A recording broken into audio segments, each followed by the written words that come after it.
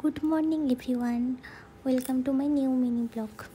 তো আমি নিচেই ছিলাম অ্যাজ ইউজুয়াল। আমার ব্রাশ, খাওয়া দাওয়া A to Z কমপ্লিট। তো হাজব্যান্ড এই টাইমটায় জিমে যায়, তো আমি নিচেই থাকি। তো ও চলে যাওয়ার পরই এলাম ছাদে। তো এসে আমাদের রুম টুমগুলো গোছাচ্ছিলাম। আর আমাদের রুমে 24টা ঘন্টাই তোমরা দেখতে পাবে যে ও জানলা বন্ধ থাকে, কারণ হাজব্যান্ড অল টাইম এসি চালিয়ে থাকে ও যতক্ষণ থাকে। আমার সেরকমভাবে এসি লাগে না, ওই দুপুর টাইমটাতে একটু লাগে, না হলে আমার সেরকম একটা এসি লাগে না, ওর জন্যই চালিয়ে রাখতে হয়।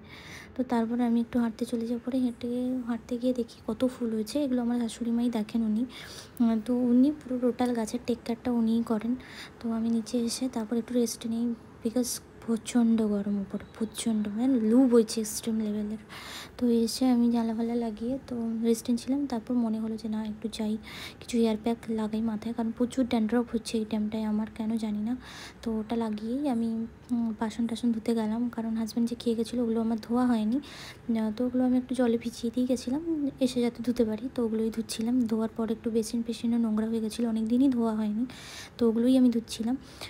ধুয়ে টুয়ে তারপর গ্যাস ফ্যাস মুছে তারপর বোতলে জল ভরতে হবে, তো ওগুলোই ভরছিলাম। কারণ এই বোতলে জল টল ভরা এগুলো আমিই করি এখানে বাড়িতে।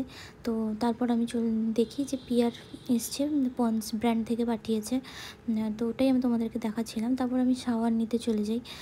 শাওয়ার নিয়ে, কারণ আজকে পুজোটা আমাকেই করতে হবে, কারণ আমার শ্বশুরমশাই ছিলেন না, কারণ না হলে উনিই করেন। উনি ভোর বেরিয়ে যায় চণ্ডীপুরের জন্য, কিছু কাজ থাকায় উনি চলে যান। তো আমাকেই বলে যায় যে পুজো করার জন্য, তাই পুজো করতে আসি। তারপর উনি আসার পর বিকেলবেলা আমি, শাশুড়ি মা, শ্বশুর মিলে যাই ঘুরতে মন্দারমণি। Bye bye.